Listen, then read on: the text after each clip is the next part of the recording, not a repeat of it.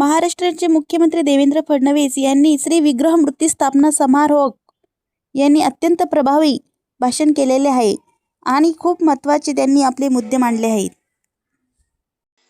महामहिम आदरणीय श्री रामनाथ कोविंद जी, साथ ही में उपस्थित श्रीमती कोविंद जी, हमारे जिन्होंने इस कार्यक्रम में हमें निमंत्रित किया वे परम पूजनीय जुना पीठाधीश्वर आचार्य महामंडलेश्वर स्वामी अवधेशानंद गिरी जी, हमारे राम जन्मभूमि के न्यास के जिन्होंने बहुत ही अनुपम ऐसा कार्य किया, ऐसे परम पूजनीय स्वामी गोविंद देव गिरी जी, हमारे पंजाब के आदरणीय राज्यपाल आदरणीय गुलाब चंद कटारिया जी, हमारे बीच उपस्थित परम पूजनीय स्वामी राजराजेश्वराश्रम जी महाराज, जगत गुरु आश्रम, हमारे भाई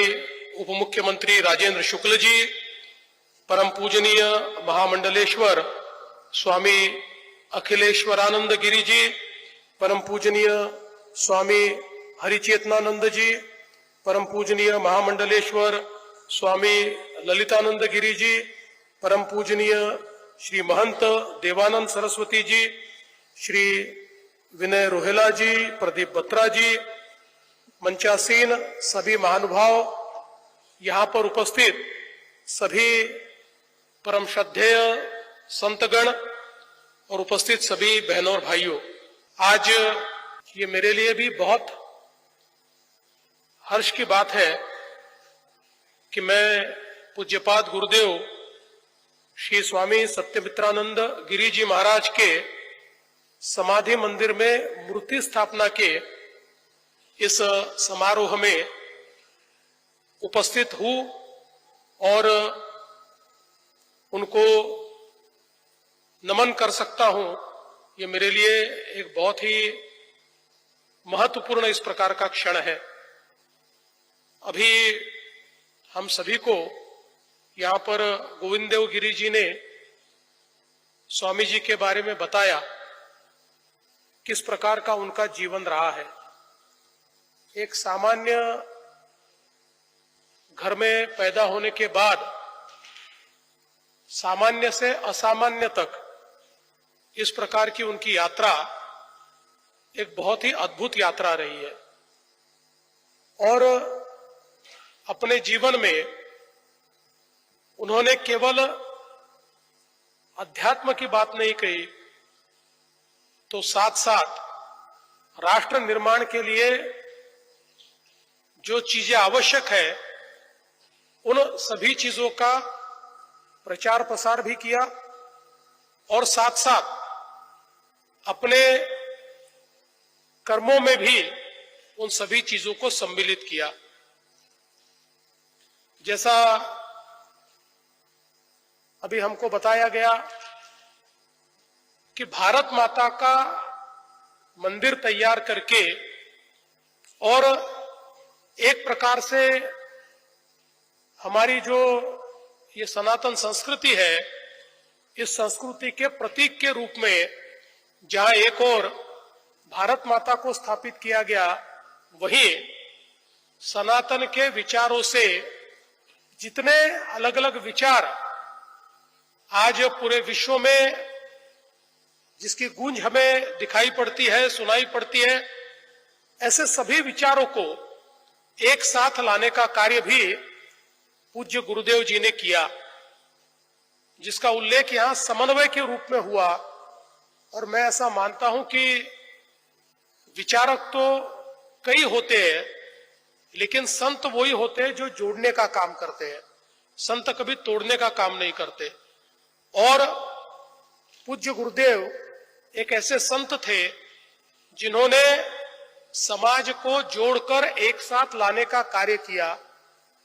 कहीं पर भी आपदा हो, कहीं पर भी विपदा हो, उस आपदा और विपदा में गुरुदेव पहुंच जाते थे और वहां पर सेवा का कार्य अद्भुत तरीके से उनके माध्यम से होता था और विशेष रूप से हमारे समाज को ऊंच नीच के भाव से बाहर निकालकर संपूर्ण सनातन समाज एक है, इस प्रकार की भावना को अपने कर्तव्य से उन्होंने समाज के सामने रखा और पूरे जीवन में उसको उन्होंने अपना। मुख्यमंत्री देवेंद्र फडणवीस श्री विग्रह मूर्ती स्थापना समारोह.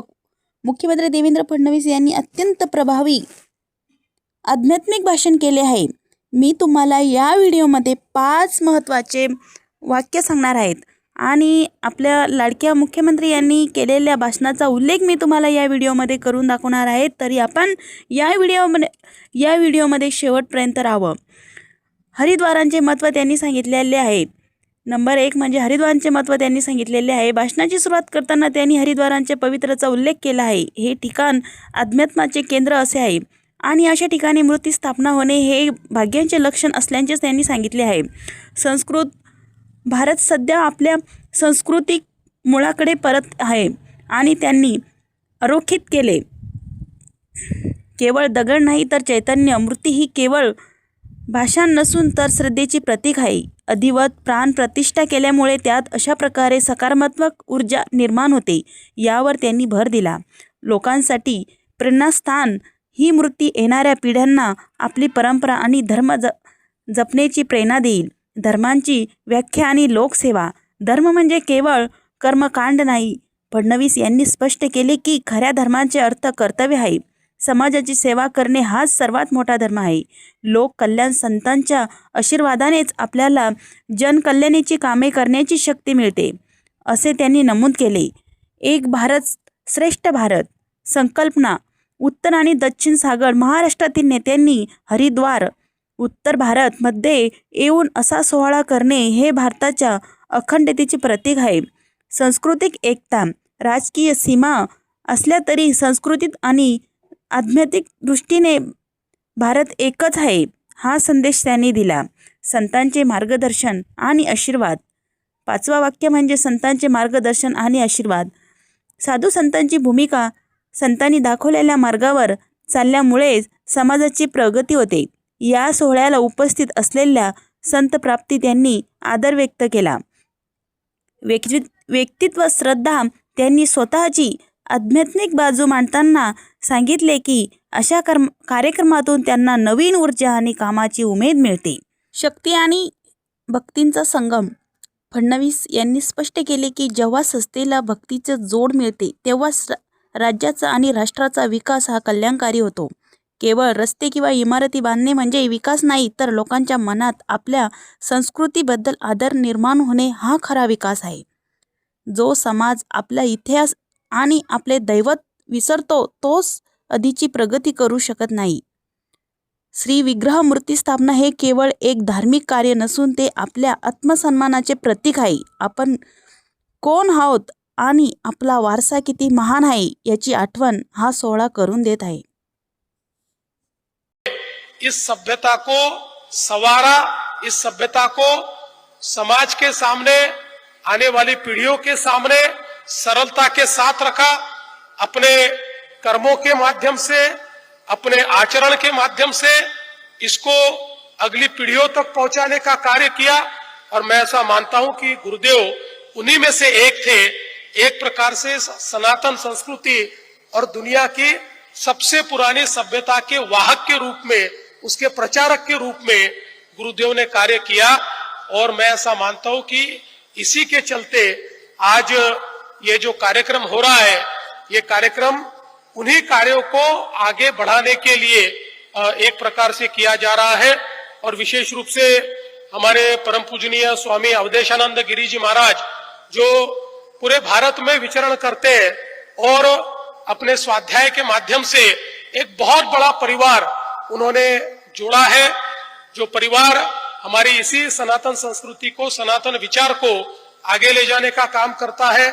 मैं ऐसा मानता हूं कि गुरुदेव के विचार उनके माध्यम से लगातार आगे जा रहे हैं, हमारे समाज में पहुंच रहे हैं. और विशेष रूप से अब तो हमारे आदरणीय प्रधानमंत्री श्री नरेंद्र मोदी जी के नेतृत्व में एक ऐसा सांस्कृतिक पुनरुत्थान हम लोग देख रहे हैं कि जिस पुनरुत्थान में हमारी युवा पीढ़ी भी बहुत अच्छे तरीके से सनातन विचारों के साथ जुड़ती हुई दिख रही है। अपने संस्कृति का अभिमान अब हमारी नई पीढ़ी में भी दिखाई पड़ता है और हमारे जो इतिहास को एक प्रकार से कलंकित किया गया था, अब वापस वही इतिहास मंडित हो रहा है। उस इतिहास की महिमा लोगों तक पहुंच रही है और इसमें मंच पर बैठे हुए हमारे जो संतगण हैं, इन सभी की एक बहुत महत्वपूर्ण ऐसी भूमिका रही है। इसलिए उन सभी को मैं वंदन करता हूं। फिर एक बार पूज्य गुरुदेव श्री स्वामी सत्यमित्रानंद गिरी जी महाराज, इनके चरणों में मैं नमन करता हूं। और इस बहुत ही अच्छे कार्यक्रम में मुझे आपने निमंत्रित किया, इस कार्यक्रम का हिस्सा बनाया, इसलिए आपका बहुत बहुत आभार व्यक्त करते हुए अपने शब्दों को विराम देता हूं। धन्यवाद। जय हिंद।